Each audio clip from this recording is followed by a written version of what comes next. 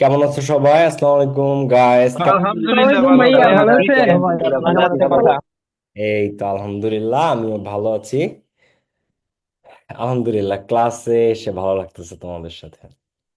আর কেমন আছো সবাই, বলো কেমন চলতেছে সবকিছু? আশা করি সবার সবকিছু ভালো চলছে। তো চলো আমরা আজকে রিঅ্যারেঞ্জ পড়বো। টানা 4টা ক্লাস হবে রিঅ্যারেঞ্জের, ঠিক আছে? ঈদ হচ্ছে 7 তারিখে, হ্যাঁ। তো যেহেতু ঈদ 7 তারিখে, সেহেতু আমাদের ক্লাস চাঁদ রাত পর্যন্ত, মানে 6 তারিখে যদি আমরা কনফার্ম হই যে 7 তারিখ ঈদ, তাহলে 6 তারিখ থেকে ছুটি থাকবে, ঠিক আছে? তার আগ পর্যন্ত আমরা ক্লাস নিব, ঠিক আছে? আর কেমন আছো সবাই, কি অবস্থা? আমাকে কি ক্লিয়ার দেখা যাচ্ছে? এবং আমার কথা আশা করি ক্লিয়ার শুনতে পাচ্ছ তোমরা। আর রিয়ারেঞ্জের ক্লাস কিন্তু খুবই ইন্টারেস্টিং গাইস, খুবই। আমার কথা কি শোনা যাচ্ছে ক্লিয়ারলি এভরিওয়ান? জি জি ভাই, ভাইয়া, জি ভাই, জি একটু ভাইয়া, জি ভাইয়া। ছিল। এখন শুনো, রিয়ারেঞ্জের ভাই এই ক্লাস, জায়গায় কাজ করা থেকে তাই বুঝলাম। শুনো, এই রিয়ের রেঞ্জের ক্লাস সত্যিকার অর্থেই ভীষণ ভীষণ ইন্টারেস্টিং। টু বি অনেস্ট, সত্যিকার অর্থেই রিয়ের রেঞ্জের ক্লাস অনেক ইন্টারেস্টিং, অনেক। আর তোমরা মজাও পাবা। টু বি অনেস্ট, রিয়ের রেঞ্জের ক্লাস অনেক মজা পাবা তোমরা, হ্যাঁ। এখন এটার 4টা ক্লাস লাগবে, কারণ রিয়ারেঞ্জ যদি A to Z ins and outs practice সহ, সবচেয়ে গুরুত্বপূর্ণ যে রিয়ারেঞ্জ গুলো সবচেয়ে বেশি বার আসছে সেইগুলা সহ প্র্যাকটিস সহ যদি তুমি শিখতে চাও, তাহলে তোমার রিয়ারেঞ্জে একটু ক্লাসটা বেশি লাগে, ঠিক আছে? সো এই কারণে আমাদের 4টা ক্লাস আমরা করব রিয়ারেঞ্জের উপরে, হুম। আর রিয়ারেঞ্জের পরে আমাদের ঈদের ছুটি হবে। আশা করি যে 6 তারিখ থেকে তোমরা, মানে ঈদের আগের দিন বন্ধ থাকবে আর কি। ওকে। এখন রিয়ারেঞ্জ এখানে পারো কে কে? যে ভাইয়া পারি, মোটামুটি পারি, বেশ ভালো পারি, ভাইয়া একদমই পারি না, কমনও পড়ে না, হয়ও না। তো অনেক রকম উত্তর হবে যে ভাইয়া পারি, কেউ কম পারি, কেউ বেশি পারি। কিন্তু আমি যেভাবে রিয়ারেঞ্জ পড়াবো আর যেভাবে আমরা প্র্যাকটিস করবো, আশা করি A to Z শেষ পর্যন্ত তোমরা বেশ ভালো একটা প্রিপারেশন নিতে পারবে এখান থেকে সবাই, ঠিক আছে? এটা আমি আশাবাদী।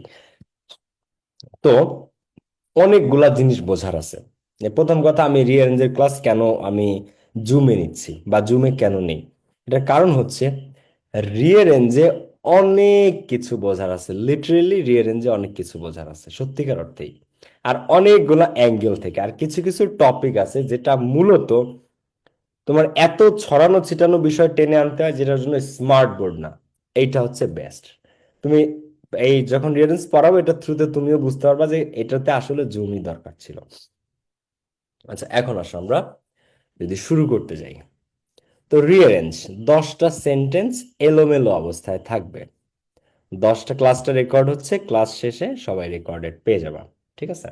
আর কালকে টানা 4টা ক্লাস, আজকে ক্লাস, কালকে ক্লাস, পরশু ক্লাস, তারপরের দিন ক্লাস, প্রতিদিন 9টায়, কালকেও 9টায়, তারপর দিনও 9টায়, তারপর দিনও 9টায়, তারপরে ঈদ চলে আসবে। ওকে। তো হাউ টু সলভ রিয়ারেঞ্জ? তো রিয়ারেঞ্জ হচ্ছে 6 নং কোয়েশ্চেনে আসে, ফুল সিলেবাসে। শর্ট সিলেবাসে একটু আগায় 5 দাগে আসে সম্ভবত। তো রিয়ারেঞ্জে 10টা, যারা তোমরা 25 ব্যাচের আছো, তোমাদের 25 ব্যাচ বা 26 ব্যাচে যখন ফুল সিলেবাস ছিল, এটা 6 নং কোয়েশ্চেনে ছিল, ঠিক আছে? এখন ফুল সিলেবাস যাদের, তাদের 6 নংই আছে, মানে 6 দাগের কোয়েশ্চেন 6 নংয়ে। তো 10টা সেন্টেন্স এলোমেলো থাকে। সেই 10টা সেন্টেন্স আমাদেরকে একটা অর্ডারে, কিসের অর্ডার অনুসারে, কিসের শৃঙ্খলা অনুসারে? ঘটনার শৃঙ্খলা অনুসারে। অর্থাৎ ঘটনা অনুসারে আমাদেরকে ওইটা পুনরায় অ্যারেঞ্জ করতে হবে, হুম। তো এটার অ্যান্সার কিভাবে লিখবা সবকিছু আমি বলতেছি। তো রিয়ারেঞ্জ, প্রিয় শিক্ষার্থীবৃন্দ, একটু কথাগুলো খেয়াল করো। বোর্ডে প্রতি বছর রিয়ারেঞ্জ আসে, যা সাধারণত কোনো মনীষীর জীবনী কেন্দ্রিক বা কোনো শিক্ষণীয় গল্প কেন্দ্রিক হয়। বোর্ডে প্রতি বছরই রিয়ারেঞ্জ আসে। তো এটা হয়তো কোনো মনীষীর জীবনী কেন্দ্রিক বা কোনো শিক্ষণীয় গল্প কেন্দ্রিক। তো তোমাকে রিয়ারেঞ্জের সর্বোচ্চ প্রস্তুতি নিশ্চিত করানোর জন্য আমি নিচের মেথডগুলো শেখাবো এই অংশে, যা তোমাদেরকে রিয়ারেঞ্জের সর্বোচ্চ মার্কস পেতে সহায়তা করবে এবং নিশ্চিতভাবে অন্যদের থেকে আগায় রাখবে। তা আমরা রিয়ারেঞ্জের মূলত ইনস and out A to Z আমরা সবকিছুই শিখবো। আচ্ছা, এখন বেসিক থেকে আমরা যদি স্টার্ট করি, তো রিয়ারেঞ্জে ভালো করার জন্য যে বিষয়গুলো অত্যাবশ্যক। প্রথম কথা, পরীক্ষার আগে প্রচুর পরিমাণ রিয়ারেঞ্জ প্র্যাকটিস করা। পরীক্ষার আগে প্রচুর পরিমাণ রিয়ারেঞ্জ প্র্যাকটিস করা, কমপক্ষে 30+টা। 30টা রিয়ারেঞ্জ যে প্র্যাকটিস করবা, তার রিয়ারেঞ্জ কমন পড়বেই, একবার গ্যারান্টেড। যারা 30টা প্র্যাকটিস করবা, কমপক্ষে 30টা, তাদের রিয়ারেঞ্জ কমন যে পড়বে এটা একদম গ্যারান্টেড, 100% তোমরা কমন পাবা। আচ্ছা, এরপর দেখো, পরীক্ষার হলে রিয়ারেঞ্জ সলভ করার সময় শুরুতেই এ থেকে জে 10টার প্রত্যেকটা লাইন পড়া, প্রথমে পড়া তারপরে অ্যান্সার করা। এই ক্লাসগুলোর পরে, রিয়ারেঞ্জের পরে ইনশাল্লাহ আশা করি তোমরা সবাই রিয়ারেঞ্জ পারবা। তো পরীক্ষার হলে রিয়ারেঞ্জ সলভ করার সময় শুরুতেই এ থেকে জে যে 10টা লাইন, কোন 10টা লাইন আমাকে দিয়েছে সেটা একটু পড়া, ঠিক আছে?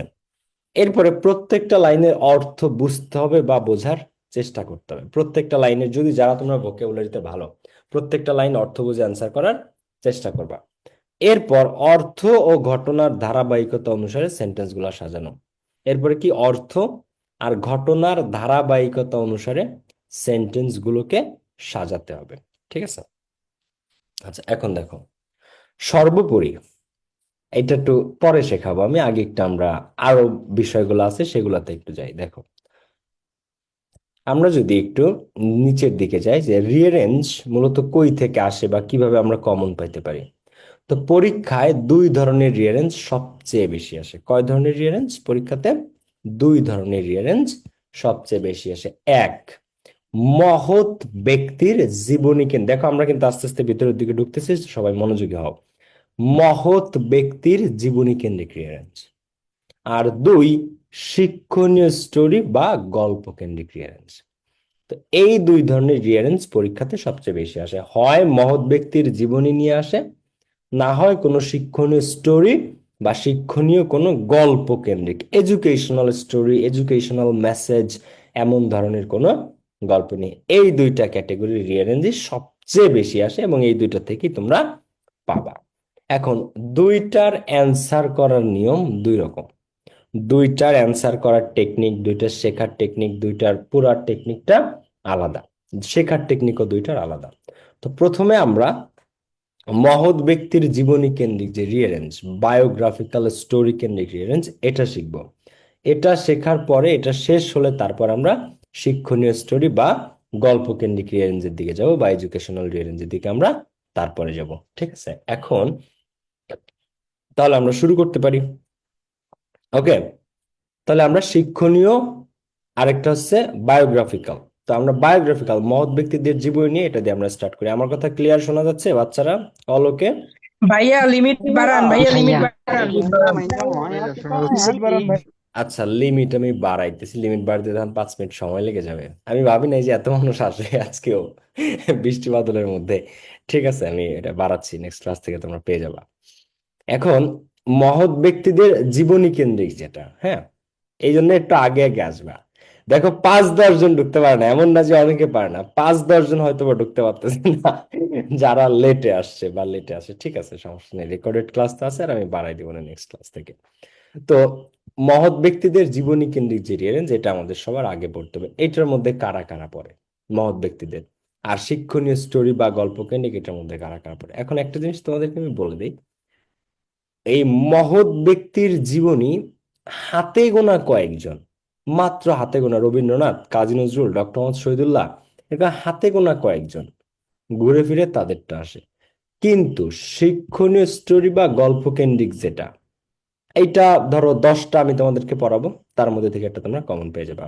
কিন্তু মহৎ ব্যক্তিদেরটা আরো কম, ঠিক আছে? আচ্ছা, 4-5টা আছে, ওই 4-5টা পড়লে ওর মধ্যে থেকেই চলে আসে। তো রিয়ারেন্সকে যে তোমরা একটা বিশাল টপিক মনে করো, বা বিশাল টপিক মনে করে তোমরা যারা রিয়ারেন্সকে ভয় পাও, রিয়ারেন্স কিন্তু আসলে অতটা ভয়ের বিষয় না। রিয়ারেন্স আসলেই অতটা ভয়ের বিষয় না, ঠিক আছে? তো আমরা যদি একটু সামনের দিকে যাই, দেখো, ব্যক্তি জীবন কেন্দ্রিক রিয়ারেঞ্জ হলে, মানে মহৎ ব্যক্তিদের জীবনী নিয়ে রিয়ারেঞ্জ হলে এটা কিভাবে সলভ করতে হয়, এবং এরপরে এটা আমরা প্র্যাকটিস করব, এবং অনেক কিছু শেখার আছে, ইনস অ্যান্ড আউট, এগুলো শিখতে হবে। খেয়াল করো, তো ব্যক্তি জীবন কেন্দ্রিক হলে সমস্ত মহৎ ব্যক্তিদের জীবনী যখন এটা রিয়ারেঞ্জে আসে, এটা 3টা পার্টে বিভক্ত থাকে। কয়টা পার্টে? 3টা। তো ধরো, তুমি কাউকে নিয়ে একটা গল্প বলবা, তো সেই গল্প স্টার্ট হয় কি দিয়ে বলো তো? তার নাম দিয়ে। কি দিয়ে? তার নাম দিয়ে। তার নামের সাথে একটা টাইটেল থাকতে পারে। তো 3টা পার্টে মহৎ ব্যক্তিদের জীবনী নিয়ে রিয়ারেঞ্জ গুলা থাকে। 3টা পার্টে সাজাতে হয়, পার্ট 1, পার্ট 2 এবং পার্ট 3। পার্ট 1, পার্ট 2 এবং পার্ট 3। তো তিনটাই আমরা শিখবো ইনস অ্যান্ড আউট সহ, A to Z সকল ডিটেলস সহ। তো পার্ট 1 দেখো, 1 নাম্বার, পৃথিবীর যে কোনো রিয়ারেঞ্জ, পৃথিবীর যে কোনো রিয়ারেঞ্জ সেটা সব সময় আজীবন যদি ব্যক্তি জীবনী কেন্দ্রিক হয়, মানে মহৎ ব্যক্তিদের নিয়ে দেয়, তাহলে ফার্স্ট লাইনটা থাকবে ওই মহৎ ব্যক্তির নাম দিয়ে। কি দিয়ে? নাম দিয়ে। এইবার নামের পরে হি বা সি ব্যবহার করতে পারে, বাট ফার্স্ট স্টার্ট হবে তার নাম দিয়ে। ধরো 10টা লাইন আছে, তো 10টা লাইনের মধ্যে একটা লাইনে দেখবা নিশ্চিতভাবে তার নাম আছে, এবার নামের সাথে টাইটেল থাকে। যেমন আমি যদি এক্সাম্পল দিই, Ibn Sina, the prince of medicine, সম্রাট Shahjahan, the emperor of Delhi. হুম। আচ্ছা, বঙ্গবন্ধু শেখ মুজিবুর রহমান, ওনার টাইটেল কি ইউজ করতো? দা, মানে আওয়ামী লীগের আমলে কি ইউজ করতো বঙ্গবন্ধু শেখ মুজিবুর রহমানের ক্ষেত্রে? ব্যবহার করতো যে the father of the Bengali nation, তো নামের সাথে title. Bangabandhu Sheikh Mujibur Rahman the father of the Bengali nation, এরকম জিনিসটা একটা টাইটেল থাকবে। আবার Rabindranath Tagore, hmm, the versatile poet. Kazi Nazrul Islam, উনিকে বিদ্রোহী কবি, the rebel poet, the rebel poet. তো নামের সাথে একটা টাইটেল থাকবে। তো 10টা সেন্টেন্সের মধ্যে ফার্স্ট সেন্টেন্সটা সেইটা হবে যেটার মধ্যে ওনার পরিপূর্ণ নাম এবং সাথে টাইটেল থাকবে, যেটার মধ্যে ওনার পরিপূর্ণ নাম সাথে কি থাকবে? সাথে টাইটেল থাকবে। ফর এক্সাম্পল, আমাদের বাংলাদেশের রিয়ারেঞ্জের ইতিহাসে সবচেয়ে বেশি প্রশ্ন আসছে 2জন ব্যক্তিকে নিয়ে। কয়জনকে নিয়ে? 2জন। একটা হচ্ছে ডক্টর মোহাম্মদ শহীদুল্লাহ, আর দ্বিতীয়টা হচ্ছে রবীন্দ্রনাথ ট্যাগর। তো এই যে তোমাদের আমি একটা সিম্পল জিনিস দেখাই, জাস্ট তোমরা একটু খেয়াল করো। এই যে কোয়েশ্চেনটা আছে এখানে, 1 নাম্বারটা ডক্টর মোহাম্মদ শহীদুল্লাহকে নিয়ে, এখানে 10টা সেন্টেন্স আছে। 10টা সেন্টেন্সের মধ্যে দেখো 9টা সেন্টেন্স এ শুরু হয়েছে কি দিয়ে? হি দিয়ে। বি, হি দিয়ে। খেয়াল করো কিন্তু, হ্যাঁ, দেখো আমরা এই সেন্টেন্সেস গুলো একটু খেয়াল করব। তো এটা হচ্ছে ডক্টর মোহাম্মদ শহীদুল্লাহ রিয়ারেঞ্জ। এ নাম্বারে হি, বি নাম্বারে হি, সি নাম্বারে হি, ডি নাম্বারে ডক্টর মোহাম্মদ শহীদুল্লাহ নাম। আচ্ছা, ই নাম্বারে হি, এফ নাম্বারে হি দিয়া, জি নাম্বার হি দিয়া, এইচ, আই, জে। সবগুলা 9টা সেন্টেন্সে হি দিয়া। একটা সেন্টেন্সে আছে যেখানে তার নাম আছে। তো এই রিয়ারেঞ্জ যখন তুমি অ্যান্সার করতে যাবা, তাহলে এখানে ফার্স্ট লাইন কোনটা হবে? তোমার কি বুঝতে বাকি আছে? বলো তো কোনটা আমার এটা ডি নাম্বারটাই আগে মোহাম্মদ আসবে। শহীদুল্লাহ ওয়াজ কি হবে এখানে? এখানে ডি নাম্বারটা সবার আগে আসবে। তো এই জিনিসটাই, মেসেজটাই আমি তোমাদেরকে দিতে চাইছি যে রিয়ারেঞ্জ এটা বাই দাও, এটা আমরা প্র্যাকটিস করব। বাংলাদেশের ইতিহাসে সবচেয়ে বেশি এসে থাকা রিয়ারেঞ্জ এই দুইটা, এই ডক্টর মোহাম্মদ শহীদুল্লাহ আর রবীন্দ্রনাথ ট্যাগর। বাংলাদেশের ইতিহাসে সবচেয়ে বেশি বোর্ড পরীক্ষায় এসে থাকা রিয়ারেঞ্জ এই দুইটা, ডক্টর মোহাম্মদ শহীদুল্লাহ এবং রবীন্দ্রনাথ ঠাকুরকে নিয়ে। ঠিক আছে? তো এই জন্য জিনিসটা একটু খেয়াল করতে হবে এবং এটা অনেক ইম্পর্টেন্ট। হ্যাঁ, তো এটা শুরু হবে কি দিয়ে বলো? এই যে রবীন্দ্রনাথ ট্যাগর। আবার এই যে পরেরটা আর কি, দেখো এই নাম্বারটা, এটা গেল ডিটা, ডক্টর মোহাম্মদ শহীদুল্লাহ, এটা হচ্ছে ফার্স্ট লাইন। সেম ভাবে পরেরটাতে আসো তুমি, রবীন্দ্রনাথ ঠাকুরেরটা যদি একটু করতে যাও, দেখো স্টার্ট কি দিয়ে। তো in 1880 he was awarded, he returned, he road Gitanjali. E নাম্বারে Rabindranath Tagore was born in এত, এই যে ই নাম্বারটা। তারপরে এই F number, at the age of 17 he went to school, the experience, however he, যে নাম্বার হি গ্যাদার্ড। তাহলে নাম আছে কোনটায়, বা নামের সাথে টাইটেল বা এমন কিছু? বলো কোনটাতে এখানে নাম আছে বা নামের সাথে টাইটেল? নাম্বার, ইয়া, কোনটা? এই নাম্বারটা। সো সব সময় যখন ব্যক্তি জীবনী কেন্দ্রিক রিয়ারেঞ্জ আসবে, অলওয়েজ নাম উইথ টাইটেল। ভাইয়া খেয়াল করো, আজকে ক্লাসটা যারা খেয়াল করবে তারা অনেক কিছু শিখতে পারবা, চোখ খুলে যাবে তোমাদের। ঠিক আছে?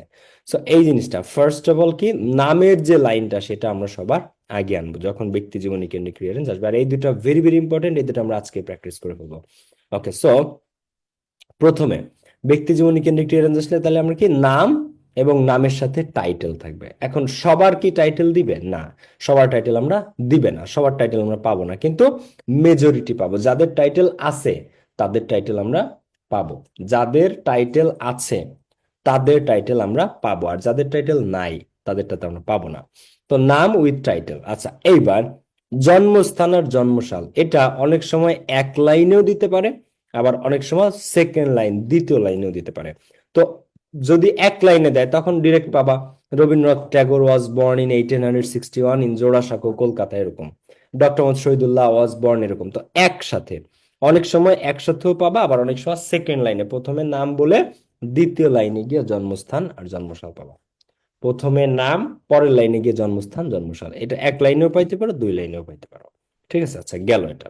তবে এক লাইনে পেলে তো ভালো, আর যদি না থাকে পরের লাইনে হি ওয়াজ বর্ন ইন এত, এই জায়গায়। ঠিক আছে, আচ্ছা এইবার কবি সাহিত্যিকদের ফ্যামিলি বা ভাই বোনদের কথা অনেক ইম্পর্টেন্ট।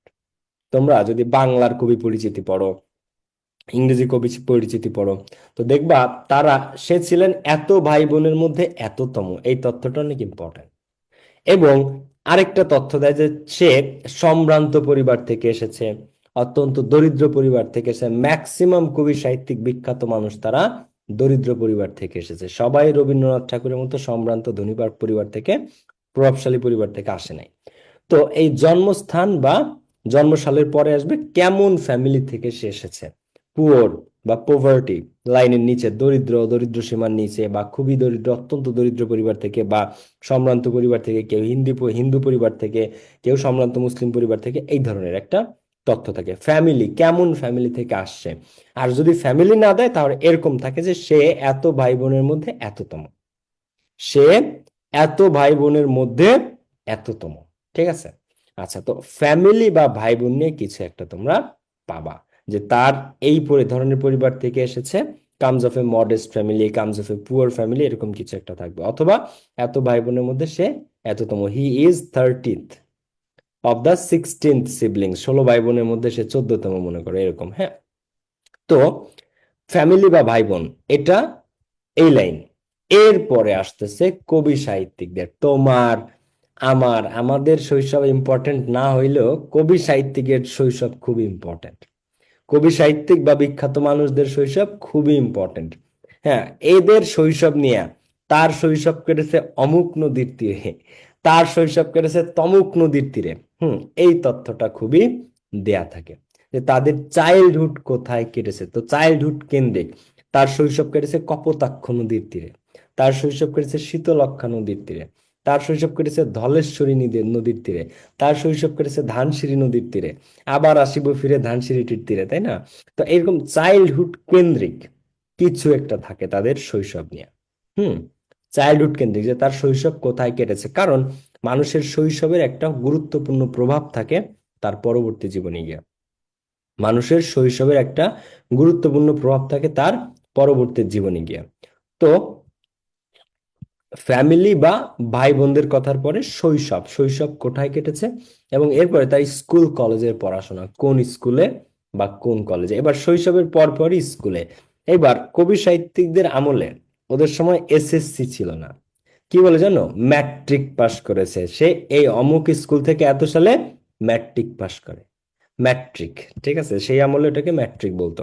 এবার স্কুলে, এবং অমুক কলেজ থেকে, এটা তখন ভার্সিটি ছিল না, অমুক কলেজ থেকে বিএ পাশ করেছে, অমুক কলেজ থেকে এটা পাশ করেছে, বরিশালের BM college, Brojomohan college, BL college, একটা না একটা এরকম কলেজের নাম পাবা, এবং ইউনিক সব কলেজের নাম।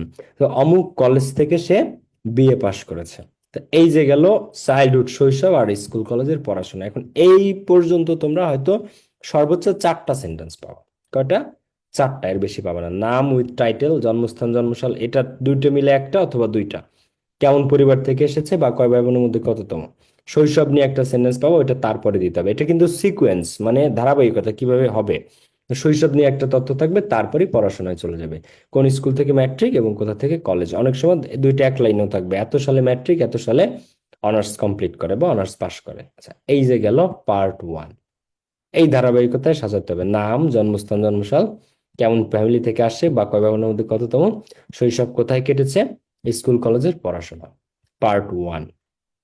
এইবার হচ্ছে সবচেয়ে ইন্টারেস্টিং পার্ট এবং সবচেয়ে গুরুত্বপূর্ণ পার্ট, যে কারণে আজকে আমরা তাদের জীবনী নিয়ে পড়াশোনা করি, যে কারণে আমরা আজকে তাদের রিয়েলেন্স সলভ করি। এবার হচ্ছে আমরা সেই অংশে যাব। সেটা কি? সেটা হচ্ছে ক্যারিয়ার বা কর্মজীবন। সেটা কি? সেটা হচ্ছে ক্যারিয়ার বা কর্মজীবন। পার্ট 2, কেন সে বিখ্যাত, কেন আমরা তাকে নিয়ে পড়াশোনা করি। এইবার পার্ট 2-তে আসে ক্যারিয়ার বা কর্মজীবন। এখন স্কুল কলেজে কলেজে পড়াশোনার পরে কি হয়, তারা ক্যারিয়ারে ঢুকে বা তাদের কর্মজীবন শুরু হয়, ক্যারিয়ারে প্রবেশ করে বা তাদের কর্মজীবন শুরু হয়, ঠিক আছে। এখন এই ক্যারিয়ার বা কর্মজীবন নিয়ে 2-3টা বাক্য থাকবে। কেন 2-3টা বাক্য থাকবে?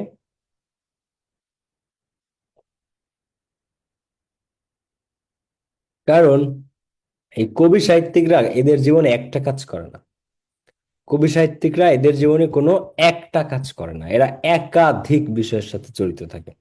যেমন তার এবার প্রথমে থাকবে তার কর্মজীবন শুরু হয় অমুক কলেজে অধ্যাপক হিসেবে বা অমুক কলেজে লেকচারার হিসেবে। এরপরে কি, এত সাল থেকে এত সালে তিনি তমুক পত্রিকার সম্পাদনা করেন, তমুক পত্রিকার সম্পাদনা করেন। এত সাল থেকে এত সালে বা এই সাল থেকে সে লেখালেখিতে মনোযোগী হয়। হুম, তিনি উপন্যাস, ছোট গল্প, কাব্য এগুলো লেখা শুরু করে। এরপরে কি এরকম মানে ক্যারিয়ার নিয়ে বা কর্মজীবন নিয়ে 10টা সেন্টেন্সের মধ্যে 2 থেকে 3টা বাক্য তোমরা পাবা। এবার কারো রবীন্দ্রনাথের মতো এখানে স্পেশাল স্টোরি থাকতে পারে। রবীন্দ্রনাথ তার ক্যারিয়ার বা কর্মজীবনে লন্ডনে গিয়েছিল পড়তে, মাঝখানে পড়াশোনার একটা অংশ হিসেবে। সেখানে তার আবার একটু ডিফারেন্ট, সে ওইভাবে চাকরি বাকরিতে তার ইন্টারেস্ট ছিল না, সে লন্ডনে গেছিল ল পড়তে, তার পরিবার তাকে পাঠাইছিল। এটা আরেকটা ইন্টারেস্টিং স্টোরি, আমি পড়াবো একটু পরে। তো ক্যারিয়ার বা কর্মজীবন এখানে 2-3টা বাক্য থাকবে, কারণ কবি সাহিত্যিকরা কখনো একটা কাজ করে নাই, এরা এক কাজে। কাজী নজরুল ইসলাম কি কি করছে জানো? কাজী নজরুল ইসলাম লেটোর দলে গান গাইছে, সৈনিক হিসেবে যুদ্ধ করছে, মসজিদে ইমামতি করছে। হুম, এরপরে পত্র পত্রিকায় লেখালেখি করছে, সম্পাদনা করছে, কবি, সাহিত্য, উপন্যাস, এই জিনিসগুলা, গজল, গান, এমন কিছু নাই সঙ্গীত যা সে না করছে। তো একটা প্রফেশন এরা ছিল না। সৈনিক, মসজিদের ইমামতি, গান গাওয়া, লেখালেখি করা, পত্রপত্রিকার সম্পাদনা করা, বিভিন্ন স্কুল কলেজে পড়ানো, সব সরকারকে সহায়তা করা, বিভিন্ন কাজ এরা করেছে। সো এই ক্যারিয়ার বা কর্মজীবনে 2 থেকে 3টা বাক্য এখানে থাকবে। তো এখানে সাল থাকে, তো সাল খেয়াল করলে তুমি সিকোয়েন্সটা সহজেই মিলাই ফেলতে পারবা।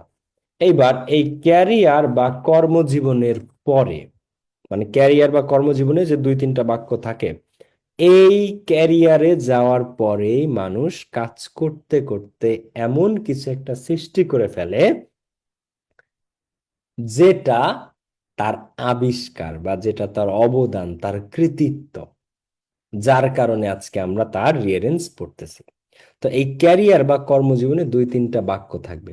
এত সালে এখানে এ করছে, ওইখানে সেটা করছে, এখানে সেটা করছে, পত্রিকা সম্পাদনা করছে, অমুক কলেজে অধ্যাপনা করছে, এটা এটা গেল। আর এরপরে করতে করতে, যেমন ধরো রবীন্দ্রনাথ ঠাকুর লেখালেখি করতো, লিখতে লিখতে সে কি গীতাঞ্জলি লিখে ফেলছে। রবীন্দ্রনাথ লিখতে লিখতে গীতাঞ্জলি লিখে ফেলছে, যে কারণে সে কি পরবর্তীতে নোবেল পাইছে। গীতাঞ্জলির কারণে সে নোবেল পেয়ে গেছে। হুম, সো এই যে অবদান বা আবিষ্কার, এটা আসবে এই ক্যারিয়ারে তার যে 2-3টা কাজ এরপরে, যে সে এত সালে এইটা আবিষ্কার করে বা ওইটা করে ফেলে, বা বাংলা সাহিত্যে বা বাংলা ভাষায় তার এই অবদান, এই আবিষ্কার, সেটা এইটা। তো এই অবদান বা আবিষ্কার যেটা তার কৃতিত্ব, এটা কর্মজীবনে প্রবেশ করার পরে আসে, কারণ মানুষ কাজ করতে করতে এক্সেলেন্ট হয়, ঠিক আছে। তো এরপরে তার এই অবদান বা আবিষ্কার, মানে যেটাকে আমরা তার কৃতিত্ব বলি, ঠিক আছে। আচ্ছা, এইবার পৃথিবীর সমস্ত কৃতিত্বের মানে সমস্ত আবিষ্কারের জন্য কি থাকে? পুরস্কার থাকে। তুমি যদি পৃথিবীরে কিছু দিয়ে যাও, পৃথিবীও তোমার কিছু দিবে, ঠিক আছে।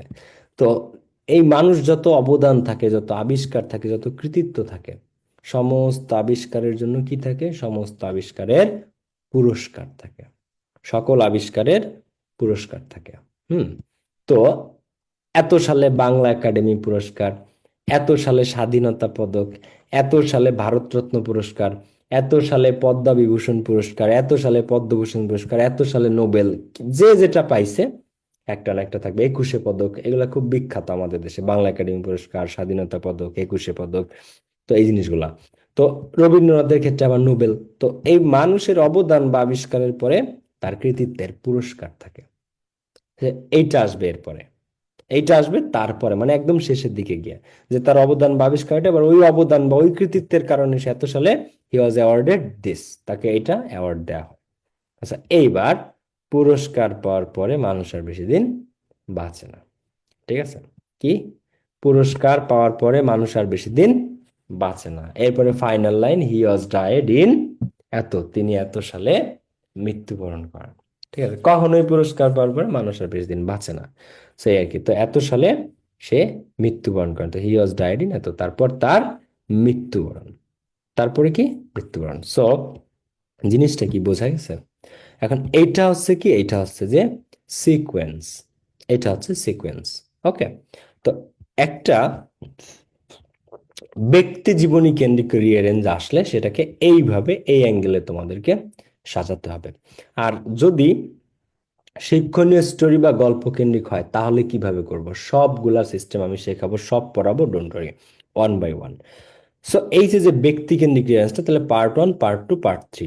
নাম উইথ টাইটেল, জন্মস্থান, জন্মসাল, ফ্যামিলি বা ভাই বোনদের কথা, কোন কেমন ফ্যামিলি থেকে আসে, গরিব, দরিদ্র, মধ্যবিত্ত, সম্ভ্রান্ত। আচ্ছা, কয় ভাই বোনের মধ্যে কততম, শৈশব কোথায় কেটেছে, বা স্কুল কলেজের পড়াশোনা, শৈশবের পরে কোন স্কুল কোন কলেজ থেকে বিএ অনার্স পাস করছে। এবার ক্যারিয়ার বা কর্মজীবন শুরু, 2 থেকে 3টা বাক্য থাকবে। এরপরে ক্যারিয়ারে যাওয়ার পরে মানুষ কিছু না কিছু অবদান বা আবিষ্কার বা কৃতিত্ব সে করে ফেলে, তো তার কৃতিত্বের জন্য আবার তার পুরস্কার থাকে, আর পুরস্কার পাওয়ার পরে মানুষ আর বেশি দিন বাঁচে না। সো এটা হচ্ছে লাস্টে তার এত সালে তিনি মৃত্যুবরণ করেন, হি ওয়াজ ডাইড ইন এত। এখন এইখানটাতে আমরা যদি প্র্যাকটিস করতে যাই, তো প্র্যাকটিসে আমরা যাব তার আগে রিয়ারেঞ্জের সবচেয়ে ইন্টারেস্টিং পার্ট। এত সময় যারা ক্লাসে ছিল তাদের এখন একটা জিনিস আমি শেখাইতে যাচ্ছি। যদি এটা তুমি একবার ধরতে পারো, যদি এটা তুমি একবার শিখে ফেলো, রিয়ারেঞ্জ তোমার কাছে পানি, রিয়ারেঞ্জ তোমার কাছে পানি। এখন যে জিনিসটা আমি শেখাবো, আর এটা হার্ডলি তুমি হয়তো কোনো জায়গা এটা কোথাও এটা পাবা বলে আমার এই জিনিসটা বিশ্বাস হয় না। ঠিক আছে, সো চলো তোমাদেরকে এই জিনিসটা শেখাই, খুব মনোযোগ দিয়ে জিনিসটা শিখো, তোমাদের কাজে লাগবে। তো সর্বোপরি একটা কথা, তুমি যদি রিয়ারেঞ্জে ভালো করতে চাও, যেটাই হোক রিয়ারেঞ্জ, সেটা ব্যক্তি জীবনী কেন্দ্রিক হোক আর শিক্ষণীয় গল্প কেন্দ্রিক হোক, আমার কথা খেয়াল করো, ব্যক্তি জীবনী কেন্দ্রিক হোক বা শিক্ষণীয় গল্প হোক, একটা জিনিস তোমাকে মনোযোগ দিতে হবে, একটা জিনিস তোমাকে ভালো করতে হবে। সর্বোপরি তুমি যদি রিয়ারেঞ্জে ভালো করতে চাও, এই জিনিসটা তোমার লাগবে। তো একটা জিনিসে তোমাকে সব সময় বুঝতে হবে, কোশ্চেনের মধ্যে একটা জিনিস সবসময় তোমাকে বুঝতে হবে এবং একটা জিনিস খুঁজতে হবে, সেটা হচ্ছে কোরিলেশন। কি? কোরিলেশন, আন্তঃসম্পর্ক। আন্তঃসম্পর্ক, একটা সেন্টেন্সের সাথে আরেকটা সেন্টেন্সের মধ্যকার একটা মিল আছে, একটা কানেকশন আছে, একটা কানেক্টিভিটি আছে, রিলেশন আছে, ওই জিনিসটা তোমাকে খুঁজে বার করতে হবে। তোমরা যে কেউ এখানে যারা আছো প্রত্যেকে রিয়ারেঞ্জে ভালো করবা, যদি এই একটা জিনিস তোমরা ভালো করে খেয়াল করতে পারো, এই জিনিসটা যদি বুঝতে পারো, এই জিনিসটা যদি খুঁজতে পারো, খুঁজে বের করতে পারো, দেন তোমার কাছে রিয়ারেঞ্জ পানি। তো এখন ভাইয়া প্রশ্ন হচ্ছে, ভাইয়া কোরিলেশন জিনিসটা কি? এটা আমি একদম হাতে কলমে প্র্যাকটিক্যালি দেখাবো, চিন্তার কিছু নাই। তো সর্বোপরি তুমি যদি রিয়ারেঞ্জে ভালো করতে চাও, তাহলে যে জিনিসটা তোমাকে বুঝতে হবে এবং খুঁজতে হবে সেটা হচ্ছে কোরিলেশন। সেটা কি? সেটা হচ্ছে কোরিলেশন, একটা সেন্টেন্সের সাথে অন্য আরেকটা সেন্টেন্সের কোরিলেশন, একটা সেন্টেন্সের সাথে অন্য আরেকটা সেন্টেন্সের সম্পর্ক, একটা সেন্টেন্সের সাথে অন্য আরেকটা সেন্টেন্সের মধ্যকার যে মিল, মধ্যকার যে মিলটা, মধ্যকার যে কানেকশনটা, একটা ছোট্ট লিঙ্ক থাকবে। একটা জিনিসের পরে আরেকটা জিনিস হুট করে কোথাও থেকে চলে আসে না, একটা জিনিসের সাথে আরেকটা জিনিসের মিল থাকে। ঠিক আছে, তুমি মনে করো যে ঢাকা থেকে কক্সবাজার যাবা, তাই না? তো তুমি একবারে ঢাকা থেকে কক্সবাজার যে পড়ে না, ঢাকা থেকে কি বের হয়, ঢাকা থেকে বের হয় কি নারায়ণগঞ্জ, নারায়ণগঞ্জ থেকে বের হয় কি কুমিল্লা, তাই না? কুমিল্লার পরে কি ফেনী, ফেনীর পরে কি হয়তোবা চট্টগ্রাম, চট্টগ্রামের পরে কি তারপরে যে হয়তো কক্সবাজার। তো এইভাবে তুমি ধাপে ধাপে মানুষ আগায়, তো হুট করে তুমি বাসাতে পা ফেললে আর কক্সবাজার যে বলে এরকম হয় না। তো এই কো রিলেশন জিনিসটা কি? আমি চলো প্রত্যেকটা জিনিস তোমাদেরকে দেখো, বাট আরেকটা জিনিস আমি একটু বলে রাখি। ধরো যখন কোনো একটা মেল কাউকে নিয়ে, পুরুষ কাউকে নিয়ে কোনো একটা রিয়ারেন্স, তখন প্রথম লাইনে সবসময় তার নাম থাকবে। যেমন আমি ডক্টর মোহাম্মদ শহীদুল্লাহ রবীন্দ্রনাথেরটা দেখালাম, পুরুষ হলে এর পরের লাইন শুরু হবে হি দিয়ে। আর যদি নারীবাচক হয় কাউকে নিয়ে, যেমন মাদার তেরেসা, মনে করো মাদার তেরেসার ক্ষেত্রে, তো শুরু হবে মাদার তেরেসা দিয়ে, এরপরেরটা কি সি দিয়ে, সি দিয়ে। আবার বস্তুবাচক নাউন অথবা এমন কিছু যা ব্যক্তি বস্তু না, মানে সরি, নারী পুরুষ না, নারী পুরুষ বাদে যদি কোনো একটা ম্যাটেরিয়ালিস্টিক কোনো কিছু, বস্তুগত কোনো কিছু, যেমন আর্টিফিশিয়াল ইন্টেলিজেন্স, এটা নিয়ে রিয়ারেঞ্জ আসছে 24 সালে, আর্টিফিশিয়াল ইন্টেলিজেন্স। এখন এটার ক্ষেত্রে ইট, সেক্ষেত্রে কি ইট বস্তুবাচক কোনো কিছু, বা ইহা বা তুচ্ছ কোনো কিছু, বা এমন কিছু যেটা পুরুষ নারীর বাইরে, নারী পুরুষের বাইরে, সেক্ষেত্রে ইট। ক্লিয়ার? তো এই জিনিসটা বেসিক, বাট একটু মনে রাখতে হবে। এখন এই কো রিলেশনটা কি ভাই, আমাদেরকে এটা একটু ভালো করে শেখান, যে এইটা পারলে আমরা রিয়ারেন্স পারবো। চলো কো রিলেশন জিনিসটা এখন আমি একটু তোমাদের প্রত্যেককে একদম হাতে কলমে প্র্যাকটিক্যালি দেখাই। ঠিক আছে? কো রিলেশন, ওকে, আমার কথা কি ক্লিয়ার শোনা যাচ্ছে? আমরা কো রিলেশনে যাচ্ছি, ঠিক আছে সবাই? জি ভাইয়া। আচ্ছা, এখন আসো ভাইয়া, কো রিলেশন জিনিসটা কি একটু বোঝান। আসো আমরা একটা কোয়েশ্চেন প্র্যাকটিস করে ফেলি, এই কোয়েশ্চেন প্র্যাকটিস করতে করতে আমরা কো রিলেশনটাও শিখে ফেলি। আচ্ছা, তো আমরা একটা কোয়েশ্চেন করতেছিলাম রবীন্দ্রনাথ ঠাকুরের, কার? রবি ঠাকুরের। তো রবি ঠাকুরের এটা করতে যে আমরা পাইলাম যে ই নাম্বারটা, যে ভাইয়া রবীন্দ্রনাথ ঠাকুরের এটা ফার্স্টে এটা আসে সবার আগে। ওকে, বেশ ভালো কথা, তাহলে এটাকে আমরা ফার্স্টে নিলাম, যে আমরা এই সিকোয়েন্সে সলভ করব। তাহলে Rabindranath Tagore was born in 1861 into a respectable family at Jorasanko in Kolkata. কলকাতার জোড়াসাঁকোর রেসপেক্টেবল ফ্যামিলি, একটা সম্ভ্রান্ত পরিবারে 1861 সালে রবীন্দ্রনাথ ঠাকুর জন্মগ্রহণ করে। বেশ ভালো কথা। আচ্ছা, এইবার 1861 সালে তার জন্ম। ওকে, এইবার জন্মের পরে কি কি আছে এখানে? 1880 সালে রবীন্দ্রনাথ ঠাকুর was called back to India. He was awarded the Nobel Prize in 1913 for Gitanjali. He returned home without any qualification. He wrote Gitanjali at the age of 17, 1878. He reached London. He went to school early. সে অল্প বয়সে স্কুলে গিয়েছিল and wrote his first verse. এবং তার প্রথম কবিতা লেখে at the age of 8, 8 বছর বয়সে।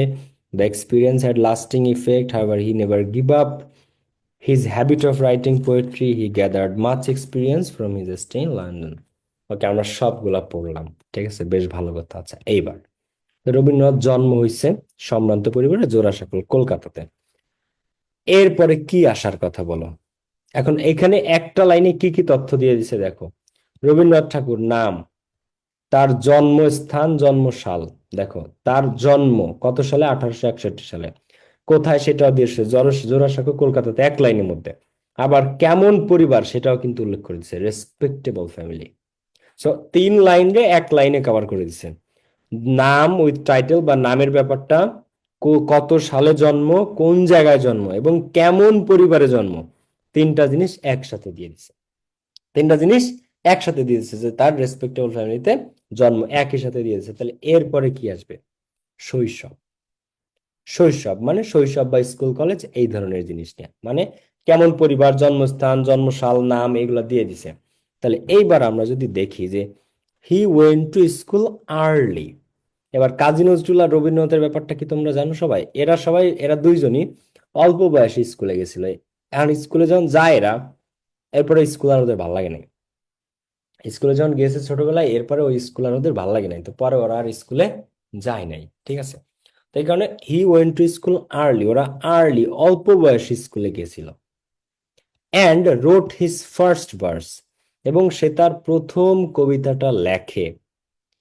ভার্স মানে লাইন বা পংক্তি বা চরণ, কবিতা লাইনগুলা লেখে অ্যাট দ্য এজ অফ 8, মাত্র 8 বছর বয়সে। কত বছর বয়সে? মাত্র 8 বছর বয়সে। এখন এইটাকে আমরা নিব সেকেন্ডে। তাহলে কি দাঁড়ালো দেখো, তো he went to school early, সে অল্প বয়সে স্কুলে গিয়েছিল। And wrote his first verse. এখন দেখো এটা কিন্তু শৈশব নিয়ে, সো নাম, টাইটেল, জন্মস্থান, জন্মসালে পরে শৈশব আসবে। অল্প বয়সে স্কুলে গেছিল, and wrote his first verse. এবং তার প্রথম লাইনগুলো লেখে অ্যাট দ্য এজ অফ 8, মাত্র 8 বছর বয়স। এটা তার শৈশবের তথ্য। 8 বছরে কি মানুষ কি প্রাপ্তবয়স্ক হয়ে যায়? না, 18 বছরে প্রাপ্তবয়স্ক। এটা কি তার শৈশব। এইবার খেয়াল করো, খুব খুব ক্রিটিক্যালি, সবাই একটু খেয়াল করো, একটু ক্রিটিক্যাল আই, হ্যাঁ একটু খেয়াল করো। এইখানে আমরা একটা জিনিস পাইলাম যে অ্যাট দ্য এজ অফ 8, এই শব্দটা আমরা এখানে, এই ফ্রেজটা এখানে আমরা পাইলাম যে অ্যাট দ্য এজ অফ 8, 8 বছর বয়সে সে তার ফার্স্ট লাইনগুলো লেখে। এবার দেখো কোরিলেশন জিনিসটা কিভাবে কাজ করে। তো অ্যাট দ্য এজ অফ 8, এই অ্যাট দ্য এজ নিয়ে আর কোনো কিছু আছে নাকি দেখো তো। এই বাকি যে 8টা সেন্টেন্স আছে এর মধ্যে সে 8 বছর বয়সে প্রথম লাইনগুলো লেখে, তাহলে এর পরবর্তী কত বছর বয়সে সে কি করে দেখো তো। কেউ এটা বের করতে পারো কিনা, কোনো কোরিলেশন কোনোটার সাথে আছে কিনা? হ্যাঁ, এফ নাম্বারটা কোথায়? এফ নাম্বারটা আমরা যদি খেয়াল করি একটু, এফ নাম্বারটাতে সবাই দেখো এইখানে আছে অ্যাট দ্য এজ অফ 8, 8 বছর বয়সে সে তার প্রথম লাইনগুলো লেখে। এইবার দেখো অ্যাট দ্য এজ অফ 17, ওইটার সাথে মিল রেখে 17 বছর বয়সে ইন 1878, 1878 সালে he reached London, say London গিয়েছিল টু অ্যাটেন্ড স্কুল, সেখানকার স্কুলে পড়াশোনা করতে। তাহলে দেখো তো মিলে নাকি মিলে না। এটা কিন্তু সর্বাধিকবার আসা রিয়ারেন্স, তোমাদের এইচএসসির বোর্ডে বাংলাদেশে আসা সর্বাধিকবার আসা রিয়ারেন্স রবি ঠাকুরের এটা। তো এইখানে আমরা কি পাইলাম যে অ্যাট দ্য এজ অফ 8, 8 বছর বয়সে সেটা করছিল। এরপরে অ্যাট দ্য এজ অফ 17, 17 বছর বয়সে ইন 1878, 1878 সালে he reached London, say London গিয়েছিল টু অ্যাটেন্ড স্কুল, সেখানকার স্কুলে জয়েন করতে। এইবার এইখানে আমরা একটা জিনিস পাই, লন্ডন। সে কই গিয়েছে? সে লন্ডন গিয়েছে। তাহলে এইখানে আমরা একটা জিনিস পেলাম, সেটা হচ্ছে লন্ডন। তাহলে সে লন্ডন গেছে। এইবার লন্ডন নিয়ে কোনো কিছু কি আমরা একটু পেতে পারি দেখো তো, অথবা সে যে সেখানে পড়াশোনা করতে গেছে স্কুল, এই রিলেটেড লন্ডন বা স্কুল বা এই রিলেটেড কোনো কোরিলেশন কারোর সাথে আছে কিনা বাকিগুলোর মধ্যে দেখো তো, কোনোটার মধ্যে লন্ডন আছে কিনা বা এনিথিং কোনো কিছু আছে কিনা দেখো, একটু সার্চ করে বলো। কেউ কি কোথাও কিছু পেয়েছো? সে at the age of 8, at the age of 17, আমরা দুইটা মিল পাইলাম। এর পরেরটাতে আসো, বলো লন্ডন বা স্কুল নিয়ে কি আছে? যে নাম্বার। তাহলে অ্যাট দ্য এজ অফ 17, 17 বছর, এর বলে কোরিলেশন। 17 বছর বয়সে 1878 সালে সে লন্ডন গিয়েছিল। এইবার হি গ্যাদার্ড মাচ এক্সপিরিয়েন্স, সে অনেক অভিজ্ঞতা অর্জন করেছিল from his stay in London, লন্ডনে থাকা অবস্থায়, মানে সে যখন পড়াশোনা করতে গেছিল সে অনেক এক্সপিরিয়েন্স গ্যাদার করেছিল, অনেক অভিজ্ঞতা হয়েছিল, তার অনেক অভিজ্ঞতা সে সংগ্রহ করেছিল। আচ্ছা এখন দেখো at the age of 8, at the age of 17, এবার কি লন্ডন যায়, এখানে পেলাম লন্ডন। তাহলে লন্ডন যে তার কি হয়? লন্ডনে যে তার অনেক এক্সপিরিয়েন্স হয়। লন্ডনে গিয়ে তার কি হয়? লন্ডনে গিয়ে তার অনেক এক্সপিরিয়েন্স হয়। তাহলে এইখানে আমরা একটা জিনিস পেলাম, অভিজ্ঞতা। লন্ডনে যে তার অনেক অভিজ্ঞতা হয়, বেশ ভালো কথা। এইবার দেখো তো এই রিলেটেড, মানে সে যে গ্যাদার করছে বা অনেক অভিজ্ঞতা হয়েছে, এই রিলেটেড কোনো কিছু এটার মধ্যে আছে কিনা বা কোনো কোরিলেশন আমরা বের করতে পারি কিনা। দেখো একটা সেন্টেন্সের সাথে আরেকটা সেন্টেন্সেস কিভাবে কানেক্টেড, এই জিনিসটা একটু খেয়াল করো। এইটাকেই বলা হয় আন্তঃসম্পর্ক, একটা জিনিসের মধ্যে আরেকটা জিনিস কিভাবে কানেক্টেড। ঠিক আছে? তো অ্যাট দ্য এজ অফ 8 এটা, অ্যাট দ্য এজ অফ 17 এত সালে লন্ডন এটা। এরপরে লন্ডনে তার অনেক অভিজ্ঞতা হয়েছিল এত সালে, মানে এই অভিজ্ঞতা, মানে হি গ্যাদার্ড মাচ এক্সপিরিয়েন্স, তার বেস্ট অনেক অভিজ্ঞতা হয়েছিল from his stay in London, London থাকাকালীন সময়। তাহলে এইখানে আমরা পাইলাম এক্সপিরিয়েন্স। আচ্ছা এইবার এক্সপিরিয়েন্স নিয়ে এনিথিং বা গ্যাদার্ড নিয়ে কোনো কিছু কি আছে দেখো তো তেইশ কোথাও। নম্বর ভাই, 23 নম্বর। এইচ নাম্বারে। এখন আমরা যদি একটু খেয়াল করি যে যে নাম্বারে আমরা পাইলাম যে হি গ্যাদার্ড মাচ এক্সপিরিয়েন্স, তার অনেক অভিজ্ঞতা সংগ্রহ করেছিল সে, অনেক অভিজ্ঞতা হয়েছিল তার। তো এরপরে এইচ নাম্বারে আছে দ্য এক্সপিরিয়েন্স, এই অভিজ্ঞতাগুলা হ্যাড লাস্টিং ইফেক্ট, দীর্ঘমেয়াদী প্রভাব ফেলেছিল অন হিজ লেটার লাইফ, তার পরবর্তী জীবনে গিয়ে। তো এই অভিজ্ঞতাগুলা তার পরবর্তী জীবনে অনেক প্রভাব ফেলেছিল। তাহলে এক্সপিরিয়েন্স থেকে আমরা দেখো, খেয়াল করো, তাহলে এইখানে আমরা পাইছিলাম যে হি গ্যাদার্ড মাচ এক্সপিরিয়েন্স, সে অনেক অভিজ্ঞতা সংগ্রহ করেছিল লন্ডন থেকে। তাহলে দ্য এক্সপিরিয়েন্স, ওই এক্সপিরিয়েন্সটারই একটা লাস্টিং ইফেক্ট ছিল, একটা দীর্ঘমেয়াদী প্রভাব ছিল অন হিজ লেটার লাইফ, তার পরবর্তী জীবনে গিয়ে। তার পরবর্তী জীবনে যে এটা একটা দীর্ঘমেয়াদী প্রভাব ছিল। এখন এটা আমরা কিভাবে করলাম দেখো, জন্ম, তারপরে স্কুল, তারপরে প্রথম 8 বছর বয়স শৈশবে একটা কবিতা লেখে সে। তাহলে অ্যাট দ্য এজ অফ 8, এরপরে কি পাইলাম, অ্যাট দ্য এজ অফ 17 সে লন্ডন যায়। এরপরে লন্ডন পাইলাম, লন্ডনে গিয়ে কি তার অনেক অভিজ্ঞতা হয়, এরপরে অভিজ্ঞতা পাইলাম, এই অভিজ্ঞতা কি তার জীবনে অনেক দীর্ঘমেয়াদী প্রভাব ফেলেছিল। তো এইটাকে বলা হয় কো রিলেশন। এগুলা কি কি বলা হয়, কো রিলেশন। আছে, এরপরে আমরা সামনের দিকে আগাই। এরপরে 1880 সালে তাকে ইন্ডিয়ায় ডাকা হয়, এত সালে নোবেল পায়, সে ফিরে আসে কোনো কোয়ালিফিকেশন ছাড়া, সে গীতাঞ্জলি লেখে, সে কখনো লেখালেখির অভ্যাস ত্যাগ করে নাই। ওকে, ভালো কথা। এইবার তোমাদের একটু নলেজ থাকার দরকার আছে। রবীন্দ্রনাথ ঠাকুরের সম্পর্কে কি তোমরা জানো? ওরে যখন লন্ডন পাঠানো হয়, তোমাদের এই রিয়ারেঞ্জ তো আমি প্র্যাকটিস করাচ্ছি, তাই গল্পটা বলেই ফেলি। তো ও যখন, গল্প না মানে তোমাদের রিয়ারেঞ্জের অংশ আর কি, ওরে যখন ইন্ডিয়া থেকে, কলকাতা থেকে লন্ডন পাঠানো হয়, আর ও ছিল জমিদার পরিবারের সন্তান, কলকাতার জোড়াসাঁকোর ঠাকুর পরিবার, জমিদার পরিবার ছিল ওরা, সেই জমিদার পরিবারে ওর জন্ম। তো ওরে যখন লন্ডন পাঠায়, এখন London, Britain, Irish society, English society ওর এত ভাল লাগে, ও এত ভালো লাগে ইংলিশ সোসাইটি, ওর লন্ডন সোসাইটি।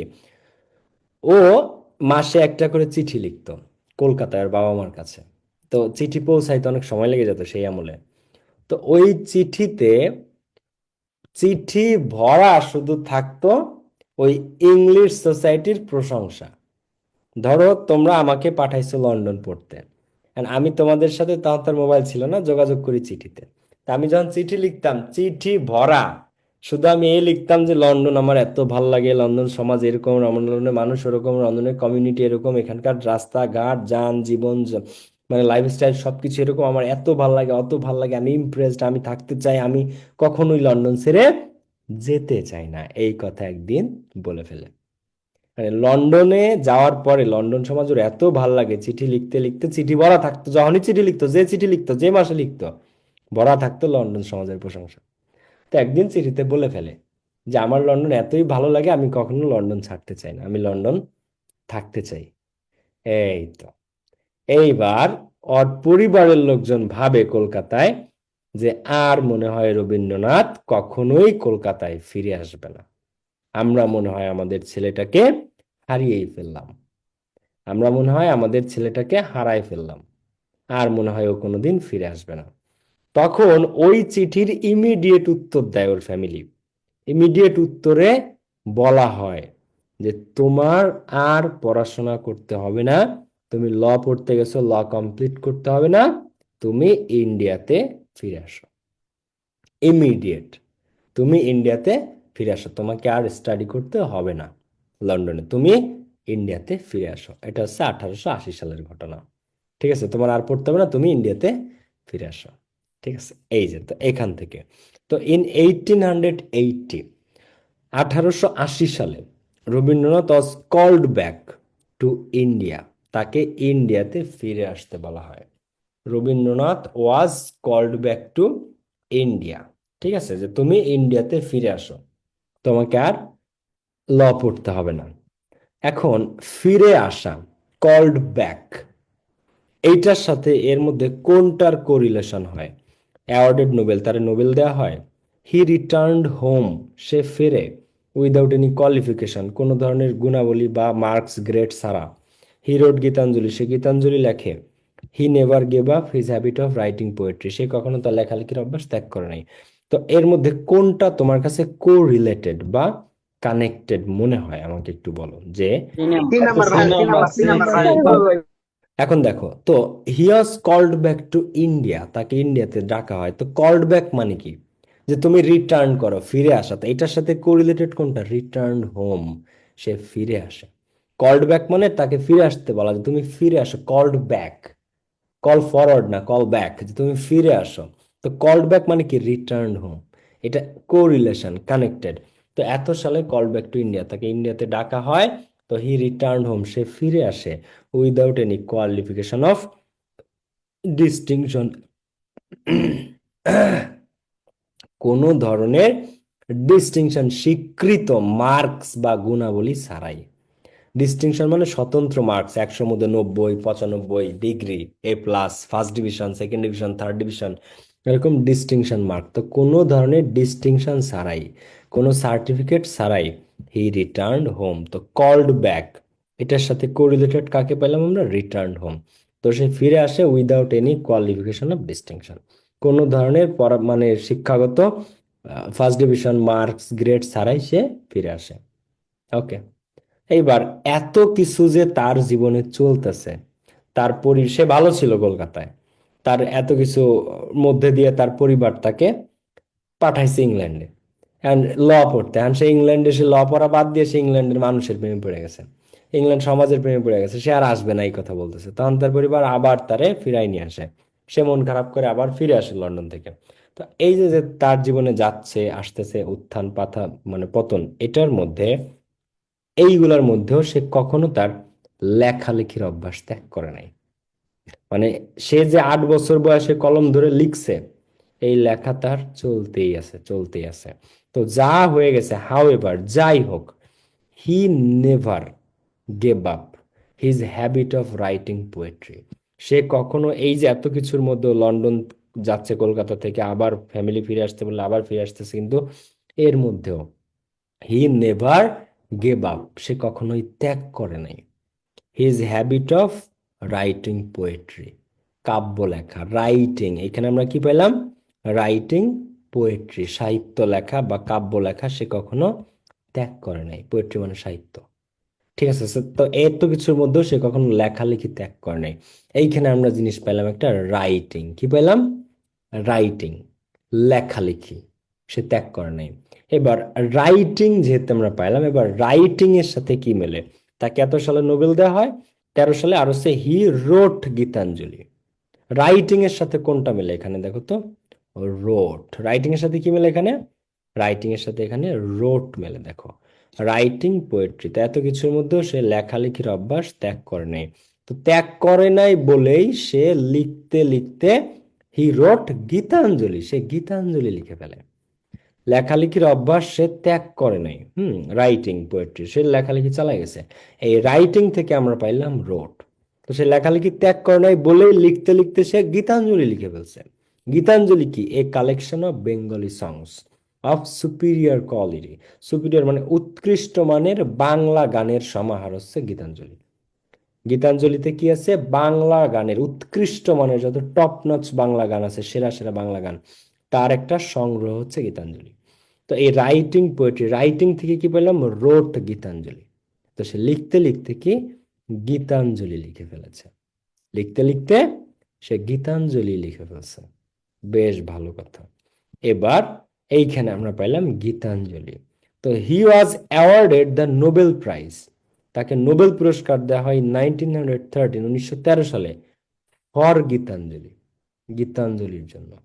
তাকে এই ফর গীতাঞ্জলি, দেখো এইখানে আমরা পেলাম যে সে লিখতে লিখতে গীতাঞ্জলি লিখে ফেলছে।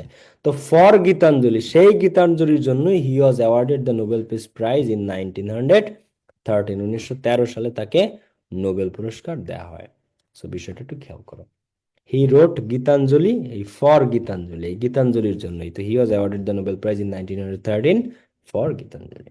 So, এই জিনিসগুলোকে বলা হয় কোরিলেশন বা আন্তঃসম্পর্ক। মানে একটা জিনিসের পর আরেকটা জিনিস যে আসে রিয়ারেঞ্জ, এটা একটা মিল আছে, এটার মধ্যে একটা কানেক্টিভিটি আছে। তো ওই জিনিসটা একটু তোমাকে খুঁজে বের করতে হবে যে এই জিনিসটা কিভাবে কাজ করে। কারণ এইটা জাস্ট একটা এক্সাম্পল আমি তোমাদেরকে দেখালাম রবীন্দ্রনাথ ঠাকুরের। বলো তো জিনিসটা তোমাদের কাছে কেমন লাগছে? কোরিলেশন ব্যাপারটা তোমাদের কাছে কেমন লাগছে? ভাইয়া অনেক ভালো লাগছে ভাইয়া। আলহামদুলিল্লাহ ভালো লাগছে। এইভাবে, হ্যাঁ, সেই তো এইভাবে যে রিয়ারেঞ্জ হইতে পারে, তোমাদের কারো বিশ্বাস হয় যে, মানে কারো বিশ্বাস হয়েছিল যে ভাইয়া কোরিলেশন আসলে এটা, বা কারো এটা অবিশ্বাস্য না যে রিয়ারেঞ্জ এরকম হতে পারে? রিয়ারেঞ্জ যে এরকম হতে পারে এইটাই মানুষের বিশ্বাসের বাইরে, যে রিয়ারেঞ্জ এইভাবে আসলে সলভ করা যায়। আচ্ছা, এরপরে আসো আমরা আরেকটা ইতিহাসে সবচেয়ে বেশিবার আসা দুইটা কোশ্চেন, একটা হচ্ছে রবি ঠাকুরের এইটা, আর একটা হচ্ছে ডক্টর মোহাম্মদ শহীদুল্লাহ। তো আমরা এইটা এখন করব, ডক্টর মোহাম্মদ শহীদুল্লাহটা। তো ফার্স্টে আমরা দেখো ওনার 1 নাম্বার লাইন সব সময় রিয়ারেঞ্জে নাম উইথ টাইটেল বা নাম, জন্মস্থান, জন্মসাল, এই লাইনটা ফার্স্টে আসবে। তা আমরা এটা নিলাম, ডক্টর মোহাম্মদ শহীদুল্লাহ। আর তোমরা ভাবো যে কঠিন কোশ্চেন আসে সবসময়, প্রশ্ন কখনোই কঠিন আসে না। তুমি পারলে সেটা তোমার কাছে সহজ লাগে, না পারলে তোমার কাছে কঠিন লাগে। আর পারবা কখন? যখন তুমি অনেক পড়াশোনা করবা, একটা পর্যাপ্ত প্রিপারেশন আছে, যে মিনিমাম এটা। তো একটা পর্যাপ্ত প্রস্তুতি যারা নেয় তাদের কমন পড়বে। রিরেঞ্জ কঠিন প্রশ্ন কখনোই আসে না, কখনোই একেবারে মানে আসমান জমিন থেকে প্রশ্ন এনেছে এরকম হয় না। রিয়ারেঞ্জ ওরকম নাইও, কি রিয়ারেঞ্জ দেবে তোমাদের যা তোমাদের কমন পড়বে না, পারবা না? কি আছে এই বাংলাদেশে যে এর বাইরেতে দিবে, যা আসবে না জীবনেও না। এমনকি এই যা আসে ঘোরায় ফেরা, এই এই রবি ঠাকুর, এই কাজী নজরুল, এই শহীদুল্লাহ, ওই দ্য টিচার অ্যান্ড ল্যাড, ওই আলেকজান্ডার অ্যান্ড পোরাস, ওই কিং সলোমনের স্টোরি, এইগুলাই, Buddha and the poor women, এর বাইরে কি আছে যে তাই দিবে স্যার? সো এই আসে ঘুরে ফিরে। ওকে, এখন আসলে আমরা একটা প্র্যাকটিসে যাই। তো সবার আগে কি ওই লাইনটা আমরা নিলাম যে doctor Mohammad Shahidullah was born in 24 Pargana, West Bengal in 1885, 1885 সালে পশ্চিমবঙ্গের 24 পরগনায় ডক্টর মোহাম্মদ শহীদুল্লাহ জন্মগ্রহণ করেন। বেশ ভালো কথা। আচ্ছা, এইবার ফার্স্টের লাইন গেল, ঠিক আছে। আচ্ছা, এখন সে, তার নাম আমরা পাইলাম এবং তার জন্মস্থান, জন্মসালটা আমরা পাইলাম, ঠিক আছে। জাস্ট জন্মস্থান, জন্মসালটা তার 24 পরগনা, পশ্চিমবঙ্গে 1885 সালে ডক্টর মোহাম্মদ শহীদুল্লাহর জন্ম। And আমরা একটু লাইনগুলো পড়বো। He was one of the most renowned linguist of Bangladesh, বাংলাদেশের সবচেয়ে বিখ্যাত ভাষাবিদ তিনি। হি ডায়েড ইন এত, তার মৃত্যু এত সালে। We remember him with respect, আমরা তাকে শ্রদ্ধার সাথে স্মরণ করি। He was second to none in Bengali language and literature, বাংলা ভাষা ও সাহিত্যে সে কারো কাছে কোনোদিন দ্বিতীয় ছিল না, সে অলওয়েজ ফার্স্ট, প্রথম, সেরা। He was second to none in Bengali literature, বোঝো কত বড় লাইন এটা। হি ওয়াজ সেকেন্ড টু নান, এই বাংলার কারো কাছে সে কোনোদিন বাংলা ভাষা আর সাহিত্যে সেকেন্ড ছিল না, অলওয়েজ ফার্স্ট। বাবা। হি জয়েন্ট যশোর জেলা স্কুল ইন 1910, 1910 সালে যশোর জেলা স্কুলে সে যোগ দেয়। Pass the entrance and FA exam, entrance এবং এফএ এক্সাম পাস করে 1904-1906 সালে he receive some awards and contribution much to Bengali literature, Bangla সাহিত্যে সে অবদানের কারণে অনেক অ্যাওয়ার্ড পায়। হি পাসড অনার্স আর এমএ পাস করে 1910-1912 সালে। He join Dhaka university as a lecturer of Bengali in 1921, বাংলার ডিপার্টমেন্টে বাংলার লেকচারার হিসেবে ঢাকা বিশ্ববিদ্যালয়ে যোগ দেয় 1921 সালে। ঢাকা বিশ্ববিদ্যালয়ের প্রতিষ্ঠা 1921-এ। তো প্রতিষ্ঠাকালীন ঢাকা বিশ্ববিদ্যালয়ের লেকচারার, উনি প্রতিষ্ঠাকালীন লেকচারার। তো he got his PhD in 1928। ওকে, সে তার পিএইচডি অর্জন করে 1928 সালে। তো ঠিক আছে, এখন ডক্টর মোহাম্মদ শহীদুল্লাহ, তার জন্ম 24 পরগনা, পশ্চিমবঙ্গে 1885 সালে। তো এইবার তারে নিয়ে দুইটা লাইন বলছে, খুব সিরিয়াস, এটা দিতে হবে। He was one of the most renowned linguist of Bangladesh, সে ছিল বাংলাদেশের সর্বাধিক, সবচেয়ে বিখ্যাত ভাষাবিদ। মোস্ট রিনাউন্ড লিঙ্গুইস্ট, সবচেয়ে প্রখ্যাত, বিখ্যাত, প্রসিদ্ধ লিঙ্গুইস্ট। আচ্ছা, এরপর আরেকটা কথা বলছে তার টাইটেলে, যে he was second to none in Bengali language and literature, বাংলা ভাষা ও সাহিত্যে সে কোনোদিন কারো কাছে দ্বিতীয় ছিল না। তো এই একমাত্র রিয়ারেঞ্জ যেখানে তার টাইটেল দুই লাইনে আলাদা আলাদাভাবে দিছে। তোমরা যখন রিয়ারেঞ্জ প্র্যাকটিস করো, আমি যখন পড়াই, মোস্ট অফ দ্য টাইম এক লাইনে থাকে। এটা একটু আনইউজুয়াল, এরকম সাধারণত থাকে না যে দুই লাইনে। কারণ প্রশংসা যেহেতু করবে, এক লাইনই শেষ করতে পারতো, যে he was one of the most renowned linguist and second to none in Bengali literature and language, একবারে এক লাইনে। কিন্তু এটা দুই লাইনে দিছে, যাই হোক যেভাবে দিছে আমরা ওভাবেই করবো। তো he was most renowned linguist and he was second to none in Bengali language and literature, বাংলা ভাষা ও সাহিত্যে সে কোনোদিন কারো কাছে দ্বিতীয় ছিল না। বেশ ভালো কথা। আচ্ছা, এইবার আমরা যা আছে এই জায়গা প্রত্যেকটায় মোটামুটি সাল আছে। কি আছে দেখো তো, সাল আছে। এটা 1969, 1910, 1904, 1906। তার অনেক অবদান আছে। হি রিসিভ সাম অ্যাওয়ার্ড, সে অনেক অ্যাওয়ার্ড পেয়েছে। হ্যাঁ, বাংলা সাহিত্যে তার অবদানের কারণে। MA আর অনার্স 1910, 1912, 1921, 1928। আচ্ছা, বাকি এইখানে যতগুলো আছে প্রত্যেকটা থেকে সাল আছে। এখন শুরুতে একটা সাল আছে, দেখো যে দেখো হি pass the entrance and FA exam. প্রবেশাধিকার পরীক্ষা, এন্ট্রান্স আর এফএ এক্সাম পাশ করে 1904 সালে, 1906 সালে। এর পরের সালটা কত? 1904 আর 6 পরবর্তী সাল কোনটা এবং কোন নাম্বারটাতে দেখো তো তোমরা? 4 আর 6 ভাইয়া 10 সাল 2 নম্বর। 2 নাম্বার স্কুলে জয়েন করে। কোথায়? যশোর জেলা স্কুল, 1910 সালে।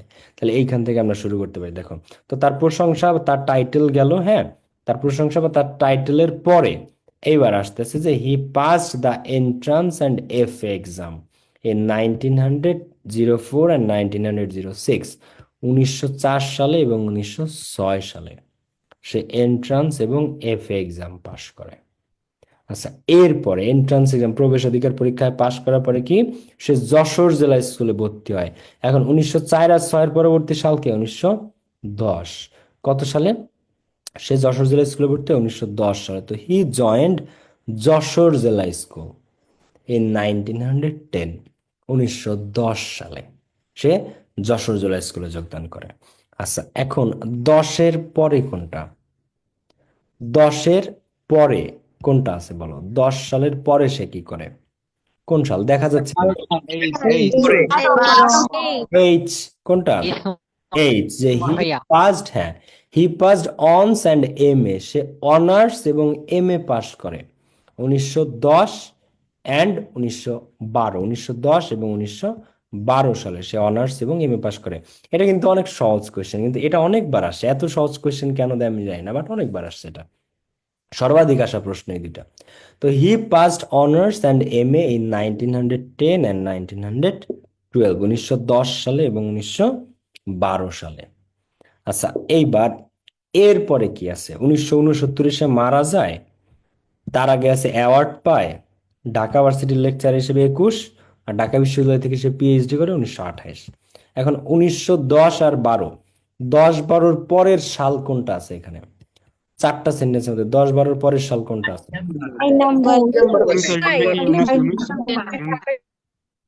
বলো, কি দিব আমরা? হ্যাঁ, 10-12 সালের পরে কি আছে আমাদের? 10-12 সালের পরে আমাদের আছে 21। হ্যাঁ, আই নাম্বার।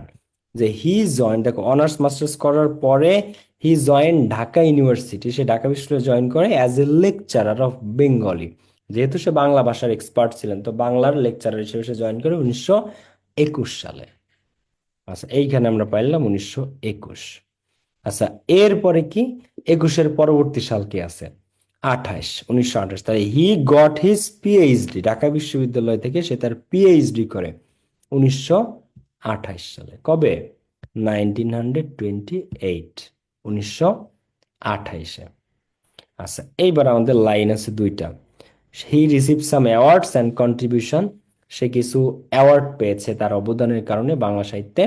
আর হচ্ছে সে 1969 সালে মারা যায়, আমাদের স্বাধীনতার ঠিক 2 বছর আগে। And we remember him with respect, এবং আমরা তাকে শ্রদ্ধার সাথে স্মরণ করি। এখন কি মানুষ আগে পুরস্কার পায় নাকি আগে মারা যায়? বলো, কোনটা তোমরা দিতে চাও? পুরস্কার পায়। একজন কেউ আবার বললো না যে ভাইয়া, কেউ বললো না যে ভাই আগে মারা যায় না। আগে মারা যায় না, আগে পুরস্কার পায়।